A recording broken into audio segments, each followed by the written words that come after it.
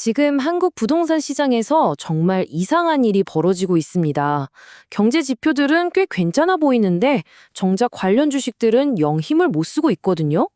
이건 마치 정말 잘 차려진 밥상인데 아무도 선뜻 숟가락을 들지 않는 그런 상황 같아요. 오늘 이 시간에는 이 미스터리한 퍼즐의 정답이 뭔지 한번 같이 찾아보겠습니다. 네, 바로 이 질문에서부터 오늘 이야기를 시작해 보려고 합니다. 금리는 이제 내릴 거라는 기대감이 크고 기업들 실적도 나쁘지 않게 나오고 있단 말이죠. 상식적으로 생각하면 주가가 슬슬 올라줘야 하는 타이밍 아닌가요? 그런데 현실은 아시다시피 정반대로 가고 있습니다. 이게 참 아이러니한 상황입니다. 한쪽을 보면 분명히 금리나 기대감이나 기업 실적 개선 같은 긍정적인 신호들이 있었어요. 실제로 연초에는 주가가 반짝 오르기도 했었고요. 그런데 다른 한쪽을 보면 그 올랐던 걸 거의 다 반납해버리고 투자 심리는 꽁꽁 얼어붙어 버렸습니다. 도대체 무엇이 이 둘 사이에 큰 차이를 만들고 있는 걸까요? 네, 정답은 바로 이겁니다. 경제학 교과서에 나오는 금리나 공급 같은 그런 변수들이 아니고요. 바로 정책 리스크라는 이 단어 하나가 이 모든 퍼즐의 답입니다. 다시 말해서 한국 시장에서는요, 전통적인 경제 요인보다 정부의 정책 방향 하나가 시장 전체를 뒤흔드는 훨씬 더 강력한 힘을 가지고 있다는 뜻입니다. 자, 그럼 이 정책 리스크라는 게 도대체 뭐긴데 시장을 이렇게까지 좌지우지하는 걸까요? 지금부터 그 실체를 한번 자세히 들여다보겠습니다. 이게 다른 나라랑 비교해 보면요, 한국 시장이 얼마나 특이한지 바로 알 수 있어요. 예를 들어 미국이나 일본만 봐도 정권이 바뀐다고 해서 부동산 정책의 큰 틀이 막 바뀌지는 않거든요. 그런데 한국은 어떤가요? 새로운 정부가 들어설 때마다 정책이 거의 180도 뒤집히는 일이 계속 반복되어 왔죠. 지난 정부들의 정책 기조만 봐도 이 변동성이 한눈에 들어옵니다. 규제했다가 완화했다가 또다시 규제했다가 다시 완화하고 마치 거대한 시소를 타는 것 같지 않나요? 노무현 정부 때 강력한 규제를 하니까 이명박 박근혜 정부는 완화로 방향을 틀었고요.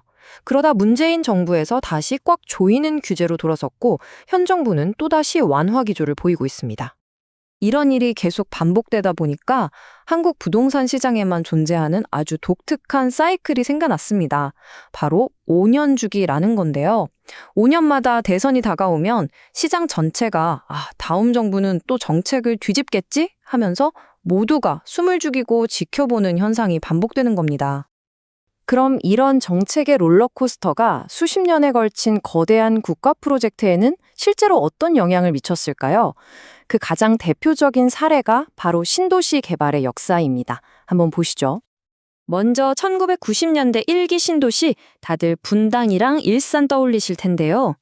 이때의 목표는 아주 명확했습니다. 폭등하는 서울 집값을 잡기 위해서 대규모로 주택을 공급하는 거였죠. 그래서 서울 근교에 말 그대로 잠만 자는 도시, 즉 베드타운을 만드는 데 집중했습니다. 그런데 2000년대 2기 신도시로 넘어오면서 정책 목표가 한 단계 진화합니다. 판교나 동탄 같은 곳들은요, 그냥 베드타운이 아니라 도시 안에서 일하고 생활하는 자족 도시를 목표로 했어요. 1기 신도시의 한계를 극복하려고 하다 보니까 서울과의 거리도 자연스럽게 더 멀어졌고요. 그리고 바로 지금 3기 신도시에 와서는 정책의 우선순위가 또 한 번 완전히 뒤바뀝니다. 이번엔 자족이 아니라 서울과의 초연결성이 핵심 키워드가 됐어요. GTX 같은 광역 교통망을 통해서 서울 도심에 얼마나 빨리 갈 수 있느냐가 중요해진 거죠. 그래서 아예 서울 10km 이내로 바짝 붙어서 개발하는 전략으로 바뀌었습니다. 각 세대별 신도시가 공급한 주택 물량을 한번 보세요. 이 프로젝트들이 얼마나 거대한 국가적인 사업이었는지 한눈에 감이 오시죠? 특히 2기 신도시의 공급 규모가 정말 압도적이었습니다. 결국 정부 정책의 방향이 바뀔 때마다 수십만 가구의 삶의 터전이 결정됐던 셈입니다. 자, 그럼 과거는 그렇다 치고 지금은 어떨까요? 현 정부가 내놓은 아주 야심찬 주택 공급 계획을 들여다보면서 이 정책 변동성의 문제가 여전히 현재 진행형인지 한번 살펴보겠습니다. 정부가 제시한 목표는 정말 야심찹니다. 수도권에 매년 25만 호, 그러니까 25만 채의 신규 주택을 공급하겠다는 건데요. 공급 부족 문제를 어떻게든 해결하겠다는 아주 강력한 의지를 보여주는 숫자라고 할 수 있죠. 25만 호. 정말 엄청난 숫자입니다. 그런데요, 계획이 거창하면 거창할수록 우리는 이런 근본적인 질문을 던져봐야 합니다. 그래서 이걸 대체 누가 짓죠? 이 계획을 실제로 실행할 주체는 과연 누구일까요? 계획의 핵심을 들여다보면요. 민간 건설사가 아니라 공공기관, 특히 LH, 바로 한국토지주택공사가 이 사업을 주도한다는 겁니다. 정부가 직접 팔을 걷어붙이고 공급을 이끌어가겠다는 거죠. 하지만 바로 여기에 이 계획의 가장 큰 아킬레스건이 숨어 있습니다. 바로 실행 주체인 LH의 재무 상태입니다. 보시는 것처럼 LH의 빚이 계속해서 늘어나고 있거든요. 이자 부담도 만만치 않은 이런 상황에서 과연 이 수십만 호에 달하는 대규모 공급 계획을 차질 없이 이끌어갈 수 있을지 아주 심각한 의문이 제기될 수밖에 없는 이유입니다. 자, 지금까지 정책 리스크부터 시작해서 신도시의 역사, 그리고 현재의 공급 계획까지 쭉 훑어봤습니다. 그럼 이 모든 걸 종합했을 때 진짜 시장이 좋아지려면 도대체 무엇이 필요하다는 결론이 나올까요? LS증권 보고서에 나오는 이 한 문장이 모든 걸 말해줍니다. 한국 부동산 시장에서는 경제만 좋다고 해서 또는 정책만 좋다고 해서는 절대 안 된다는 겁니다.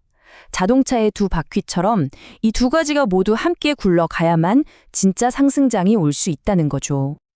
그러니까 진정한 상승장을 위한 필수 조건은 딱 이 두 가지입니다. 첫째, 금리 인하처럼 우호적인 경제 환경이 만들어져야 하고요. 둘째, 규제 완화처럼 정부가 안정적이고 일관되게 공급을 지원하는 정책을 펴야 합니다. 지금 상황은 어떤가요? 첫 번째 조건은 어느 정도 충족이 되어가고 있는데 바로 이 두 번째 조건이 여전히 불확실한 상황인 겁니다. 그래서 오늘 분석의 최종 결론은 이겁니다. 경제라는 엔진과 정책이라는 핸들이 모두 같은 방향을 향하기 전까지 한국의 건설 및 부동산 시장은 정책 리스크라는 보이지 않는 족쇄에 묶여 있을 수밖에 없다는 것. 이것이야말로 우리가 이 시장을 이해할 때 가장 중요하게 봐야 할 핵심 포인트입니다. 마지막으로 이 질문을 던져봅니다. 과연 한국 부동산 시장에서 정책이라는 변수는 언제쯤 시장의 발목을 잡는 역풍이 아니라 시장의 성장을 돕는 순풍이 될 수 있을까요? 아마 이 질문에 대한 답이 앞으로의 시장 방향을 결정하게 될 겁니다.